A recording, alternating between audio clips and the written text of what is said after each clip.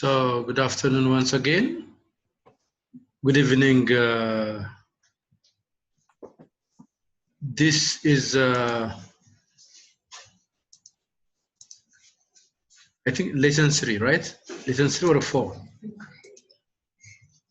Lesson 3, it says so. So, lesson 3 is a continuation from the previous lesson, which would like to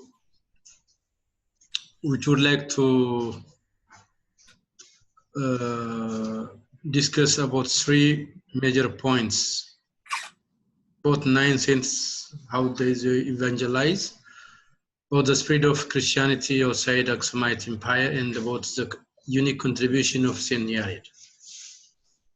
As you all know, 9 saints or Tasatu Kudusan are they just uniquely contributed for the Ethiopian Orthodox Church. And in this class today, we are going to see very briefly their name and their contribution and their brief biography. When we come to the reason why and what is the motive of their coming from outside, from the Greco-Roman Empire, from the Greco-Roman world, they came to Ethiopia. As you all know, 9 saints or Tasatu Kudusan are not originally, they are not Ethiopian by birth. They are coming from Greco-Roman Empire. So what is the motive? What is the reason? That is here. I read from the slide. The Council of Chalcedon 451 brought division to the church, as you all know. Those who accepted the decisions of the council are called Chalcedonians, and those who rejected the council are called non-Chalcedonians. Says the 9 saints, being ardent supporters of Saint Dioscorus, rejected the council of Chalcedon, and they were persecuted by Emperor Marcian and Pulcheria. They left the Roman Empire and came to Ethiopia through Egypt, actually, through Egypt. So they went Egypt and they studied the monastic life of Egypt or Egyptian church or the Coptic church. So finally, they just ended up to reach in Aksumite civilization, in Aksumite kingdom during the Aksumite time to Ethiopia. So they came to Ethiopia for religious reasons, right? For religious freedom. They were welcomed by King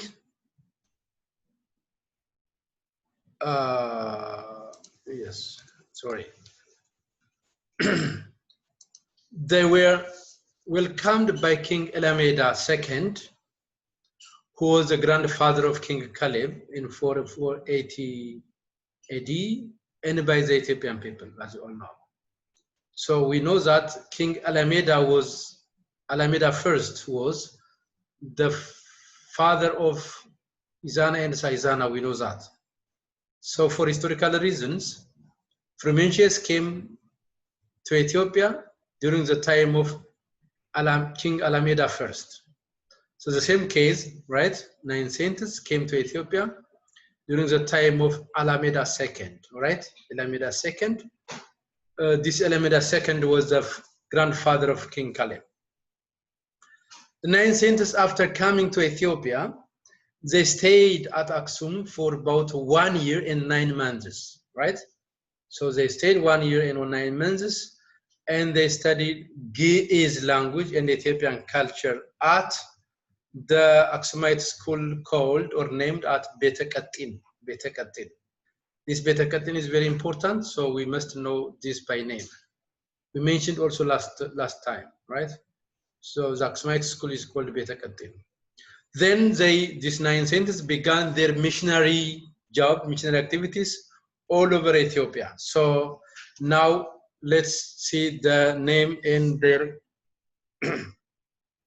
origin very briefly. So this table gives very abridged information about them. Okay, as you all know, 9 saints are 9, right? The first one is just Abu Naragawi or the Mikhail, Abu Naragawi or the Mikhail. He was originally from Rome. The feast days is 14, and he founded monastery Devra Damo. So, my intention in this slide is to list all the 9 saints by their name and to remember what monastery did they found. All 9 saints, they discovered or they found monasteries, right? They didn't, they were not without any monastery. So one of the great contribution of them was their monastery, right? They just founded. So Abu Naragawi founded the very famous monastery of Devra Damo in Tigray, of course. The second one was Garima or Ishaq. He was from Rome. And he founded the monastery of Devra Medera, okay, Devra Medera. And the feast day for Abu Garima or Abu Ishaq is Sanif 17, I think next week. The third one is Pantaleon. Abu Pantaleon was from Rome. And the feast day was from on Taqim 6, right? Taqim 6. And he founded the monastery of Devra Pantaleon, just near to Aksum. The fourth one was Likanos, Abu Likanos or Abba Likanos, originally from Constantinople, and the feast day was Khadar 28. He founded the monastery of Devra Konaze, which just near to just the very side or parallel to Devra Pantaleon, and not very far from the town of Aksum. So both Devra Pantaleon and Devra Konazel, or the monastery of Abba Likanos and the monastery of Abba Pantaleon, are just very near, and you can just see, I think you can visit, the distance between them is just not more than 30-40 minutes, I think, just by walk. Even less. I was there and I just celebrated. I attended the feast in both cases. Okay. The fifth father is called Abba Imata. He is from Kosia. And the feast day was is 28.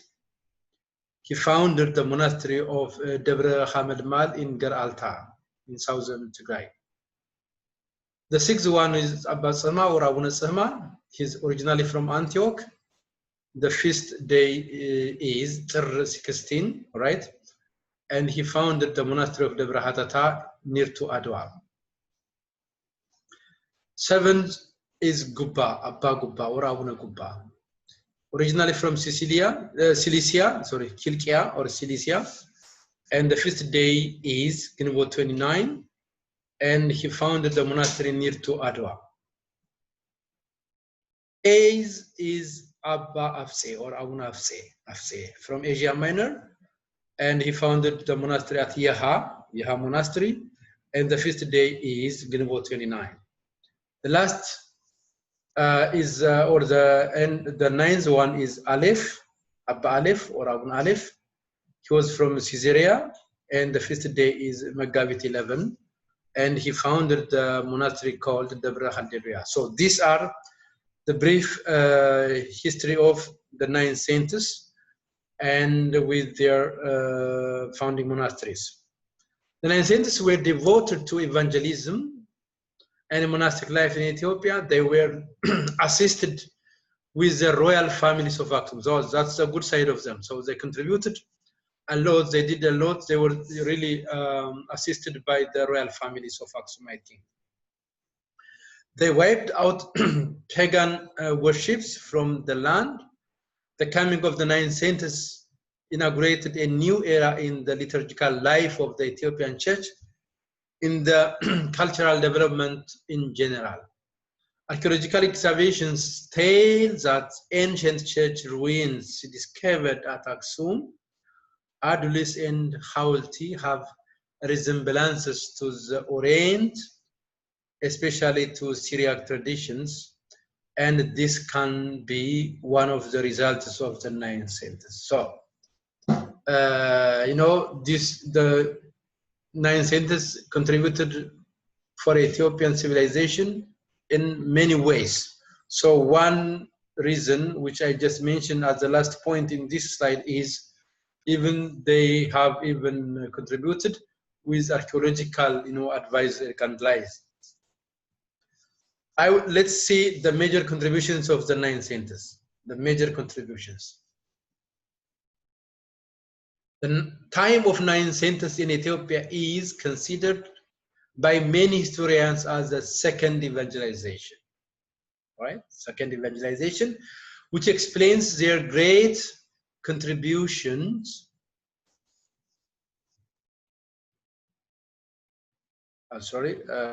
Great.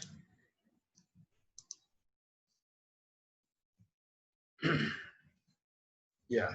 So the great contribution in teaching the Christian faith all over the land. They were successful in eradicating pagan practices and abolished idol worshipping. So this is really very important.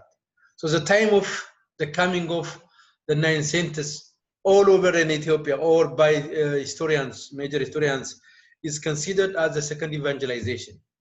Guess what? The first evangelization is normally the time of Frumentius, and this 5th century, you know, the beginning of the 6th century is the time of the coming of the advent of new 9th century is called or considered as a second evangelization for the obvious reasons, because they were really successful in eradicating pagan practices and abolish the idol worshippings. Interestingly enough, right, all the 9th century, you know, they founded these monasteries. Interestingly, the places where these monasteries are located were formerly, they were the centers of idol, by the way, the centers of pagan worshipping.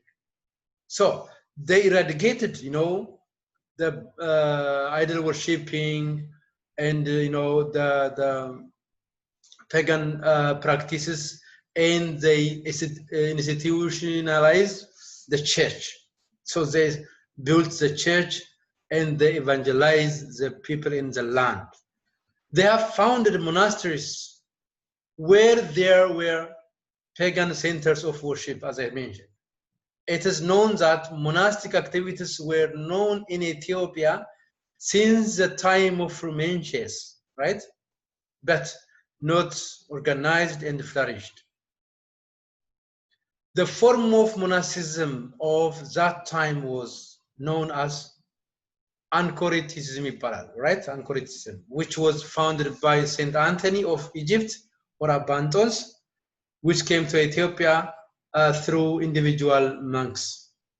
So, Anchoritism was monastic life of were practiced in Ethiopia since the time of Frumentius until the time of the coming of 9th century. So that monastic movement, monastic life, was called Anchoritism. Now, the later form of monasticism organized by the 9th century is called Cenobitism. Cenobitism. That's called Yandinet Gada. Cenobitism. After Abba Pacumius or Abba Pagubis. So one of the great contributions of the 9th century is not only they just brought or introduced monasticism to Ethiopia, not only that, but they just introduced or just practiced, they propagated, and they just came as you know, organized movement. So they established and they introduced to the land another form of monasticism, which is called Cenobitism, Cenobitic life, monastic life, Yandinet Gadam, so Mahaver or Andinet. So as you can see, every monastery in these days is called monastic or አንድነት or ማህበር. So that is founded by the 9th century, by the way. So አንድነት ማህበር, አንድነት ገዳም. We have seen that Frumentius did a lot in translation, but not completed by his time, as you all know. Because, you know, translation is a really huge project, so it needs, you know, many time, and so many people or many individuals can be involved, can take part.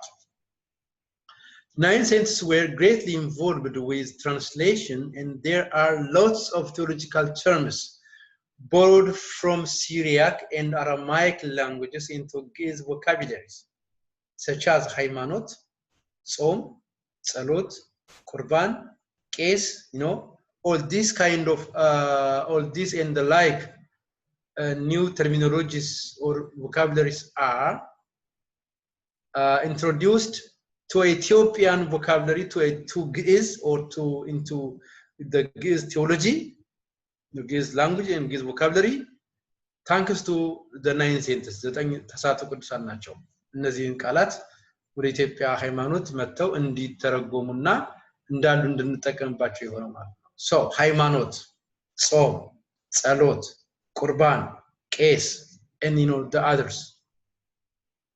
Other words like, for example, ጣዖት and the like. So all these are originally the Syriac or the Semitic words, so they were just able to be introduced to Ethiopia, to Ge'ez vocabulary by 9th century. Hence, they contributed of a great deal for Ge'ez literature and developed Ethiopian liturgy. So, Ethiopia ቅዳሴ was developed by the 9th century. By 9th century. So they used this, the 9th century, they used the Septuagint by biblical version, right? Septuagint, you know, this code, this line, this sign, right? Septuagint biblical version. So Syrio-Greek texts and traditions are introduced by them.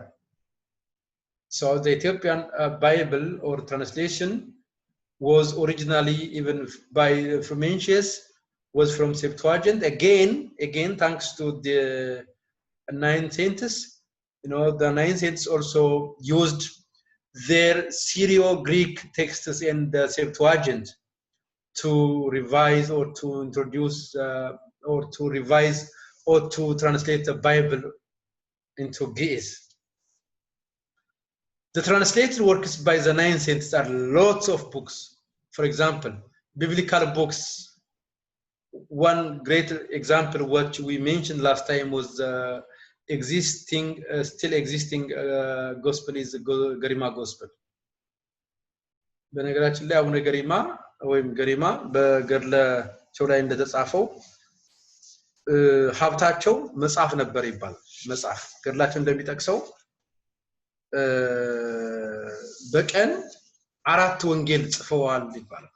ቀን 4 ወንጌል ጽፈዋል ይባላል። እዚህ ነቃ መጽሐፍት ላይ ተቀሽዋለሁ በታሪካቸው ላይ። ስለዚህ ገሪማ ለየት ያለ ሀብት ነበራቸው፣ የበደራው ባገሪማ ማለት ነው። እና እሳቸው የጻፉት በአጋጣሚ እዛ ገዳም ያለው ወንጌል እስካሁን ድረስ ሰርቫይቭ ሊያደርግ ይችላል። ሌሎቹ ግን ያው በዮዲት ጉዲትና በሌሎቹ ጦርነቶች ምክንያት we just lost them. Now Bible translation was one case and the Garima gospel is the reason. That's it. Another very important translated work by 9th century was dogmatic texts like the book of Kerlos. ወጰላዲዮን ቄርሎስ መጽሐፈ ቄርሎስ ጰላዲዮንም በእነዚህ በተሳቱ ቅዱሳን ዘመን የተተረጎመ ከግሪክኛ ወደ ግዕዝ የተተረጎመ መጽሐፍ ነው። Church orders like Pachymius, monastic orders like ስርዓተ ጳጉሚስ, the life of Anthony ገድለ አንጦኒ, the book of Herma መጽሐፈ ሄርማ, the book of Physiologos or መጽሐፈ ፊዛሎጎስ are, you know, the major translated works by the 9th century. So these were the contributions of the 9th century in their life. So this is all about the 9th century. When we come to the second point of our discussion is expansion of Christianity during the Aksumite time. Christianity was, expanded not only in Aksum, not only in Ethiopia, not only that, even beyond. So we'll see just briefly towards that. The Ethiopian church was more organized and institutionalized during the Aksumite time. The church was given its services outside Aksum, as you all know. There were at least 4 dioceses by that time, by the way. There were four dioceses. All 4 dioceses were led by 4 bishops, and the 2 are, the headquarters is Aksum, the Aksumite bishop, and the second very major, or second biggest important diocese was Adulis, at Adulis, right?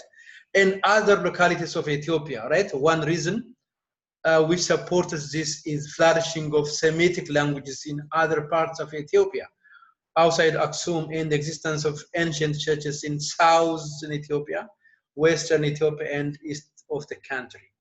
So, Christianity was flourished not only in Aksum and its territory, no, beyond Aksum. And as I said, there were about 4 important dioceses even during the time of Aksum. How many dioceses do you have the Ethiopian church currently? Just for your information, I think more than 50 dioceses. Well, about 50 dioceses. Sorry? Above 53. About 53, exactly, yes. But I think more than 40 dioceses are in Ethiopia, right, in the land, and more than 15 or 20, almost 20, or more than 20 monasteries, more than 20 dioceses in the overseas or in the diaspora. For example, in the United States, in the USA, we have how many? 10, right? In Europe, we have 3 more, 4. In Australia, we have, I think, 2. In Africa, in Middle East, in Jerusalem. So we have lots of yes, in the Far East as well, Middle East, Far East, and so altogether we have more than 60 dioceses at the moment. But mind you, that time, during the Aksumite time, there were 4 major dioceses led by 4 bishops, and the headquarters was Aksum. And the second very important diocese was Adulis. Oh, I'm sorry. Yeah, thank you. Aksumite kings were devoted Christians. This I think I mentioned last time. King Abraha Asfaha or Izana Saizana, Ella Ameda II, Alameda I, Caleb, Gebre Meskel, Ramhai or Armagh are prominent royal figures from the Aksumite time. King Caleb, his period is from 495 to 525, was the strongest Aksumite king next to Izana, by whose time the Aksumite kingdom ruled most of the southern Arabia, crossing Red Sea. Of course, some of the regions of South Arabia were not new for Ethiopian occupations by that time, we all know, even before. It is a well-established fact that Arabian lands were evangelized by apostles, and the people were strong Christians, before the advent of Islam. As we can read from Galatians chapter 1, St. Paul visited Arabian deserts, and he preached for 3 years, by the way, for 3 years. So you can imagine Arabia or Saudi Arabia or Saudi Arabia or Saudi,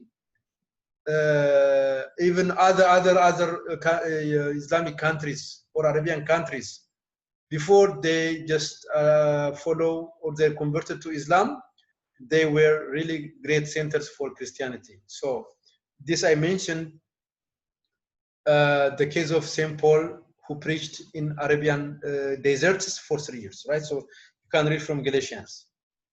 In some parts of Southern Arabia, especially the Sabian territory, Judaism became strong, by the way. So that time, Judaism was strong. So one of the strongest centers for Judaism was Southern Arabia, in the territory of Sabian. The Jewish ruler of Yemen, known as Dunwas in Sabiq, right? Ethiopian sources call him Finhas, Dunwas, Finhas, almost, very near to pronunciation. So Finhas or Dunwas wanted to be independent from the Ethiopian king. By that time, until Dunwas, Yemen and its surroundings were governing. They were subject to Ethiopian king. So King Caleb was a mighty king. So Southern Arabia was under Aksumite king, under the Ethiopian king. But this Finhas or Dunwas, he would like to revolt against the Ethiopian king Caleb. As a result, Finhas persecuted Christians and revolted against King Caleb. So that was the reason. So he persecuted Christians. He killed many Christians. He killed many Christians in Najran, and Himyar. You know that Nagran Samaitatun Nagan, right? So, the Nagran martyrs, the Nagran Christians were killed, vehemently by this Finhas. So he killed many Christians in Najran and Himyar, all in Yemen. Abba Hirut was the leader of the Christians in Najran. They all were persecuted by Finhas. So, including, there are lots of bishops, church monastic leaders and Christians originally Orthodox Christians. They were just persecuted mercilessly by Finhas or Dunwas. You can read in Gerle Samatat of Nagran. I discussed it in page 121 from Kamasaft. And thankfully, we are really grateful for the edition of Bauzi, Alessandro Bauzi. So the Italian professor, this Alessandro Bauzi and Alessandro Gori. So they're Italians, they're my colleagues. And they published the Arabic Gedl of Gerle Sam'atat. The Ge'ez Gerle Sam'atat was published and translated by Alessandro Bauzi. Okay, so both these Alessandros, right? Both Alessandros, or Bauzi and Gori, they translated Gerle Sam'atat, originally the Christian text, but written in Arabic, by the way, written in Arabic. አረብኛ እንዳልኳችሁ ለእስልምና ብቻ አይደለም፣ ለቁርአን ብቻ አይደለም። ገድለ ሰማዕታት፣ ሌሎችም ጠቃሚ የጥንት ክርስቲያኖች መጽሐፍት በአረብኛ ይጻፉ ነበር። So Arabic is not only the language of Muslims. So this I mentioned every time. So just take a note. So we have the Arabic version of Gerle Sam'atat. So it is here. And we have the Ge'ez version of Gerle Sam'atat. So he published. So they jointly, ሁለቱም ኮሌጎች ናቸው፣ ጣሊያናውያን ናቸው።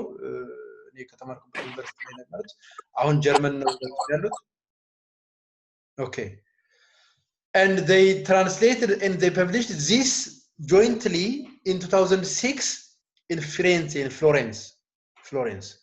So the title of their work is Tradizioni Orientali del Martirio di Areta in Firenze, published in 2006, Quaderni di Semetica. Yeah. So 27 ቮሊዩም ላይ ማለት ነው፣ 27ኛው ቮሊዩም ላይ ጽፏል። እና በጣም ኢምፖርታንት ስራ ነው ይሄ። ይሄ ገድለ ሰማዕታትና የነግረን ሰማዕታትን ለማወቅ በግዕዙ ያለው እኔ ዲስክስ ያደረኩት ከዚህኛው የተለየ ነው።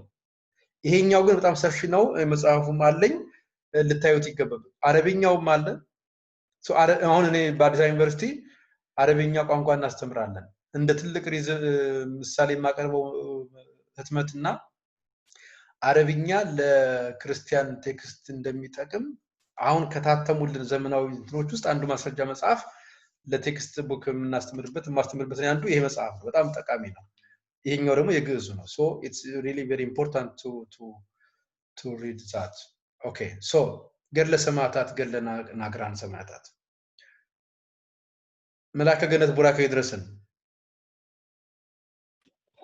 መላከ ፀሐይ ለእኔም ይድረሰኝ። እንዴት ዋላችሁ? እንዴት ነው? አሁን ከነ ድምፁ ከነ መልኩ ተከስተዋል። ሰማኛል እስካሁን። ኦኬ ጉድ ቴንክ ዩ። ኦኬ ሶ ገድለ ሰማዕታት ዘናግራን ይሄ ነው። Then Emperor Caleb. So what was the story? The story was here, right? You know, this Phinehas or Dunois, he persecuted Christians in Nagran. So he persecuted Abba Hirut Amlak and others. So that's called the Gerle Samatat of the Nagran. So finally, the Emperor Caleb marched to Nagran or Najran in 525 with 120,000 troops through Bab el-Mandeb and conquered the war. Phinehas was killed finally. So Dunois or Phinehas was killed by Emperor Caleb. Finally, Caleb appointed Abraha as the ruler of Najran and its influence and back home and reinstated Christian institutions.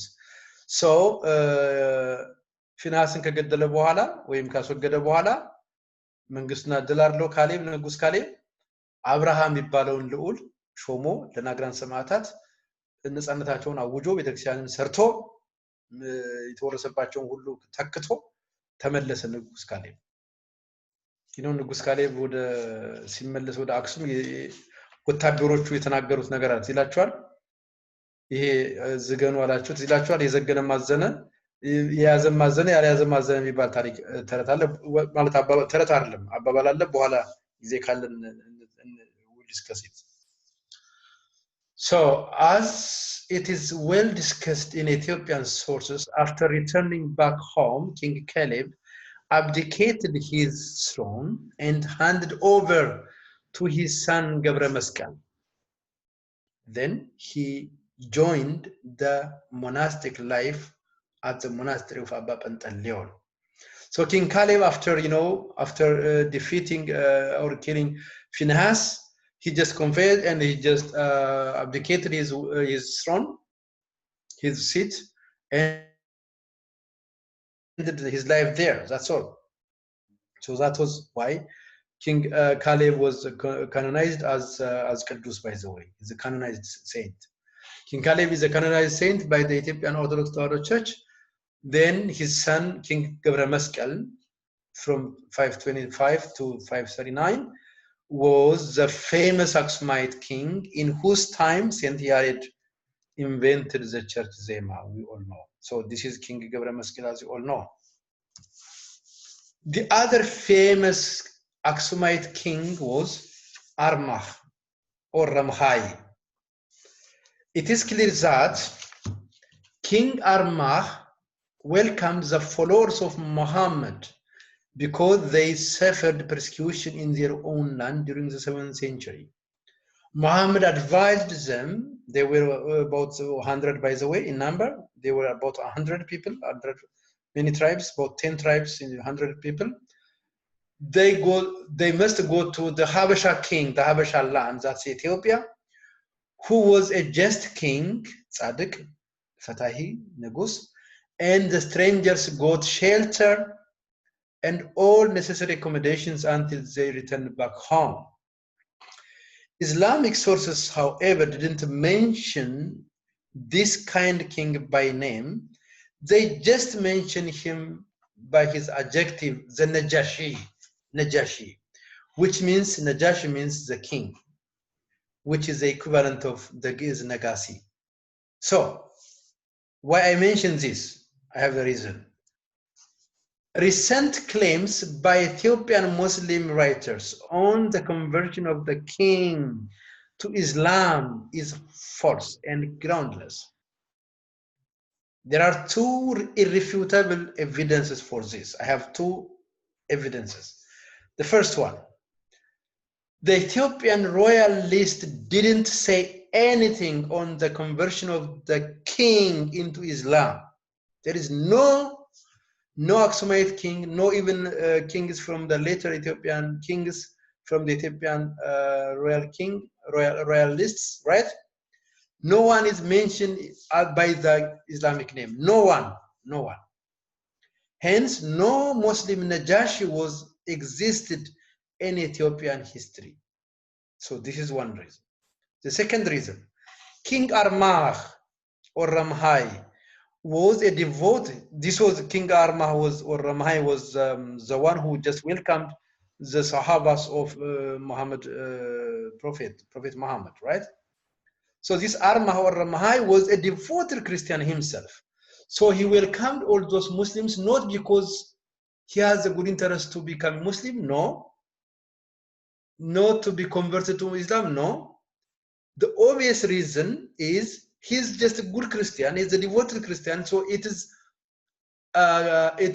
his religion to welcome any stranger, to welcome anyone, to host, regardless of race, color, religion, attitude, whatever. So just he welcomed all those 100+ people from Saudi Arabia, not he just favored their religion, no, that he is a good Christian. As a good Christian, he has to welcome those people, those who were persecuted in travel. So that's why. So, which is recorded in Ethiopian history and attested in archaeological findings. So this is very important. King Armagh was a devout Christian, which is recorded in Ethiopian history and attested in archaeological findings. Coins of King Armagh preserved crosses. That's a good reason. The good reason. So I just posted to you. I think by the way, this is a very, very precious evidence. I would like to share with you, because you are a student, so you need to know all this as a student. So from these coins, so these coins are the King Armagh's or Ramai's coins. Can you see this? This is the king, and this is our what? His rodso. His staff with what? Cross, Negus, and his name. And interestingly, here is Negus, and here is his name, Ramhai. Can you read? Ramhai. So no question, no objection, no doubts at all. So you can see all, interestingly, in some Aksumite coins before Izana's time, as we see, even Izana's coins, half of them, they were before his conversion. They have, some non-Christian signs, as you all know, as we discussed. But after he converted to Christianity, no one or all Izana's coins and inscriptions were Christian. We all know this. But after Izana, no other Muslim, no other Aksumite king was non-Christian. All are Christians, devout Christians. So the witness in their coins, right, as you can see, or in the inscriptions or in other historical findings. So interestingly enough, so we have the coins of Ramhai or Armagh, Negus Armagh. All these 4 coins are depicting what? Cross, and his name and his, so very clear. So this must be known. So I think this is very important, how to discuss about the Aksumite king. One last point for our lesson is Saint Yared, the unique, the church ornament. I'm really, really happy to discuss about Saint Yared, by the way. So we begin with this, and I invite one of you, or Kasis Malaka Gannet, or in one of you, or even Kasele Jesus, right? If you are interested, please try to recite this Angarkari. Album Kermehu, album Derehu, Malitai Sab Zakamahu, Yared Kahani Kelletan Sayehu, Yadu Nsasawa, Nasalazimahu. So I invite one of you, any one of you, if you're interested, to sing this song. It's good. If there is anyone. Album Kermehu, album Derehu. Okay. If it's just okay, I will pass. Okay. Anyone? Anyone, even they can sing at least album Kadmeho, album Dreho, the first two line. We can invite also others. Yeah. Whether you are not deacon or priest, you can sing. No. Yeah. Salam. Please. Yep.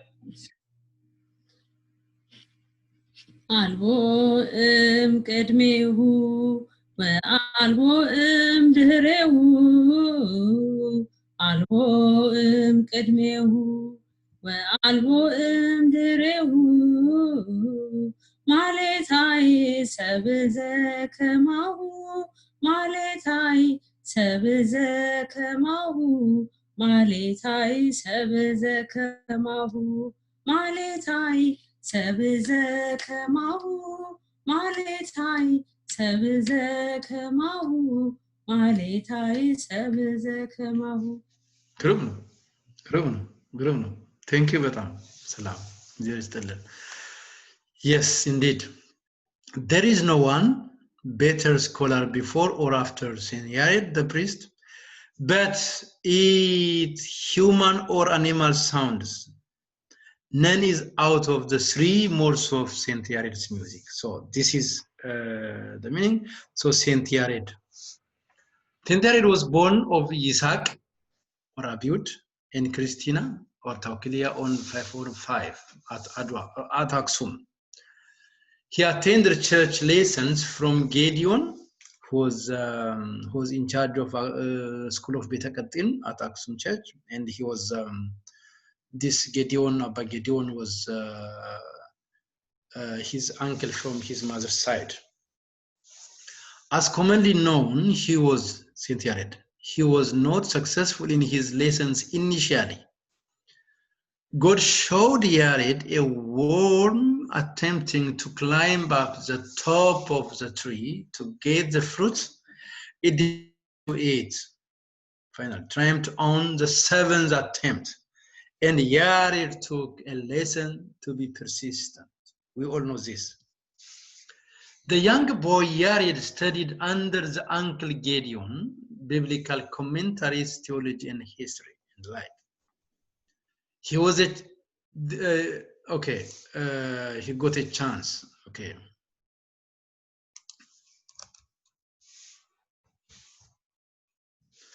So Saint Yared got a chance to study under the 9 saints, especially under Abun Aragaw. He served the Church of Aksum Zion as deacon, later as a priest. There are 2 versions of his girdle, by the way, or his biography available. And one tradition claims he was a monk, and the other says he was a married priest. So there are 2 controversial issues as far as the biography of Yared are concerned. The first one was his marital status. Is he a monk or a priest? Is he married or unmarried? So there is just one version says he married, and the other no, he was monk. And the second controversial point was his death. Was he died or he just ascended or just tasawwara was motor? So these are two reasons. After the days of his uncle Gideon, Yared replaced him in assuming the teaching position at Betekatin. The end life of Yared is also narrated in two ways. One tradition says he died at the age of 66 on 571. On the other hand, the second tradition claims that Yared never dies, but he is taken to heaven on Ribot 11 at Salamt mountain, right, where his monastery is founded. Just Sinkar Gnudasranda. Inspired by the Holy Spirit, Saint Yared was able to invent Zema or hymnody to the church service into 3 modes, as is in the Ararai, as the representation of each person of the Holy Trinity, the Father, the Son, and the Holy Spirit. I quote from the homily of Saint Yared. ድርሳኑ እንደዚህ ይላል ወፈኖ ላይለ ያሬድ መንፈስ ቅዱስ በክላህ ዘይሜረን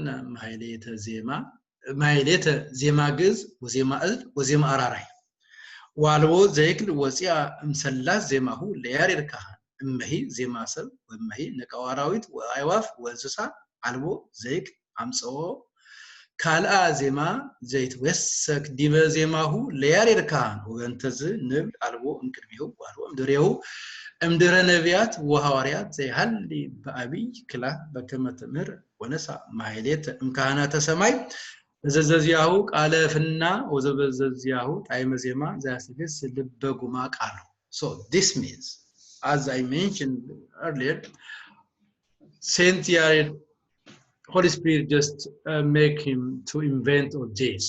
So he was just inspired or given that the competence to invent Zema within 3 modes, the Zema of Giz, the Zema of Ararai, which includes which satisfies every melody. So this is, so no kind of Zema is beyond than the Zema of Saint Yared. Finally, he composed 5 chant books and other works, of course. The 5 chant books we all know are Degwa, Somedegwa, Merav, Zemari, and Masit. So Degwa, Somedegwa, Merav, Zemari, Masit are here. So in this, just I gave you, not, I don't send me to me, just for your sake, please. I assign you, when you read this note, please take a note. And you are advised to study the contents of Degwa and other chant books of Saint Yared. So what are the contents of Degwa? What Saint Yared basically talked about? He talked about many things, immense theologies, right? Assimilations, typographies are there. Basically, the dogmatic teachings are there, the hymnodies, the theology, history, narration, commentary, angelology, Mariology, everything is there in human life, Christian ethics, virtues, and others. So students are advised to study the contents of the Degwa, right? So this is all about. The Dersan Wagar Nagratualo. So there are, I have written some article on this book, and I think you can find it even from YouTube. I think it's just found there. I just released that. So ገድለው ድርሳን አለው ያሬድ አንዳንዱ ቅዱሳን ገድል ብቻ ያላቸው አሉ አንዳንዶቹ ደግሞ ድርሳንም ገድልም ያላቸው አሉ ድርሳን ያላቸው ቅዱሳን ብዙ አይደሉም ገድል ቅዱሳን ብዙ አላቸው እንደምታውቁት ድርሳን ግን ያላቸው ድርሳንም ገድልም ያላቸው ግን ብዙ አይደሉም ድርሳንም ገድልም ካላቸው ቅዱሳን መካከል አንዱ ቅዱስ ያሬድ ነው ሌላኛው አቡነ ገብረ መንፈስ ቅዱስ ናቸው ሌላኛው አባታችን አቡነ ኢየሱስ ሞዓ ናቸው ሌላኛው ቅዱስ ጊዮርጊስ ነው I think I mentioned አድርገዋለሁ እዛ ላይ ግን ብዙ አይደለም እነዚህ ናቸው ቅዱስ ያሬድ በርግጥ ድርሳኑ ረዘም ያለ የታሪክ ክፍል ያለው ነው ገድሉ አረንስ ይላል ይሄ ሲጀመር የታተመ ነው እንደዚህ ይላል Anyone can read please Anyone interested to read at least 4 or 5 lines from the beginning of God? Understand? Please. በስመ አብ ወወልድ ወመንፈስ ቅዱስ አሐዱ አምላክ ድርሳን ዘቅዱስ ያሬድ ካህን ቀርነ ቤተ ክርስቲያን ዘይጼወሙ ለማይምናን ከመ ይሰብሕዎ ለእግዚአብሔር በክላ ወበአብይ ቃል ከመ ሱራፌል ድርሳን ዘቅዱስ ያሬድ ካህን መንፈሳዊ አርጋኖን ዘይሃሊ በክላህ ወበአብይ ቃል ዘመርአዊ ወለመርአት በጥዑም ልሳን ድርሳን ዘያሬድ ካህን ቁርኤሁ ማርኢር እንደዚህ እያለ ይቀጥል። ያ ለሰሚ አዝን ወይ አስተፌስ ልብ ምስታይ ወይን እንደዚህ ያሬድ እንደዚህ ያደርጋል እያለ so ያሬድ the homily of Yared in other historical texts states that Saint Yared accompanied with King Gebra Meskel and Abba Aragawi went to Gondar and taught Zema for 3 years. At the request of Abba Aragawi, Emperor Gebra Meskel built the Church of Saint Mary on the mountain top of Debradam. We all know that. Yaredic Zema is rich in inspiration and expression, the best and unique from the Oriental world. So no one is competing to Yared. We all know that the modern world, the West, invented composition in the 16th century. After 1,000 or millennium years back or later than Saint Yared. The Beethoven, the Mozart, the modern music composers, they did their contributions just very little, but 1,000 years before them, Saint Yared invented. He's a composer and he's an author, and interestingly enough, no one competes to Yared. So he has anything, he just, the Zema is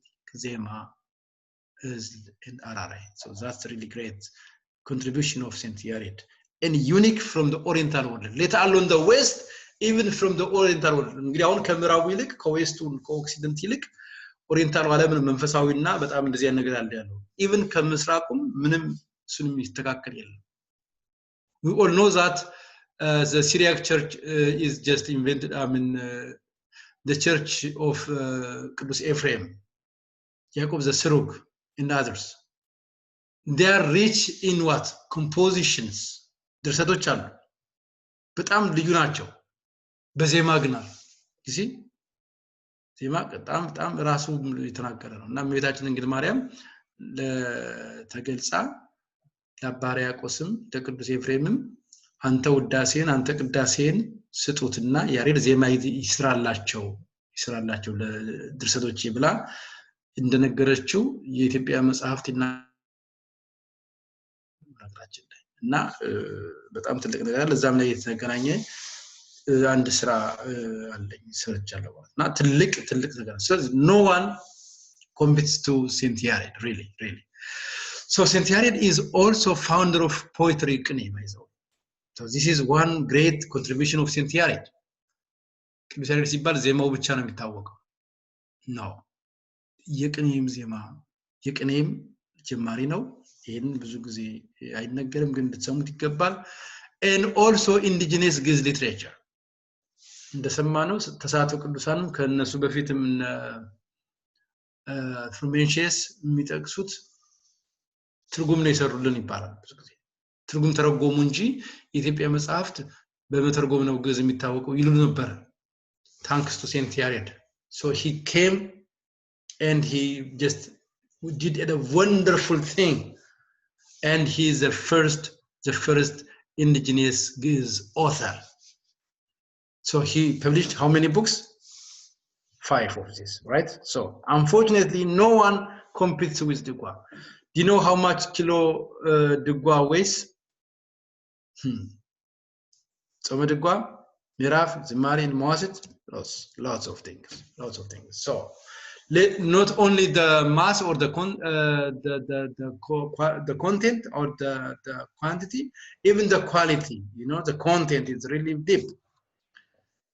Yared hymnody or Zema furnished the Ethiopian church and gives a spiritual beauty, which makes the cantors or mergetoch and priestess kahanat terrestrial angels ይባላሉ ምድራውያን መላእክት እንዲሆኑ ያስቻላቸው የቅዱስ ያሬድ ዜማ ነው.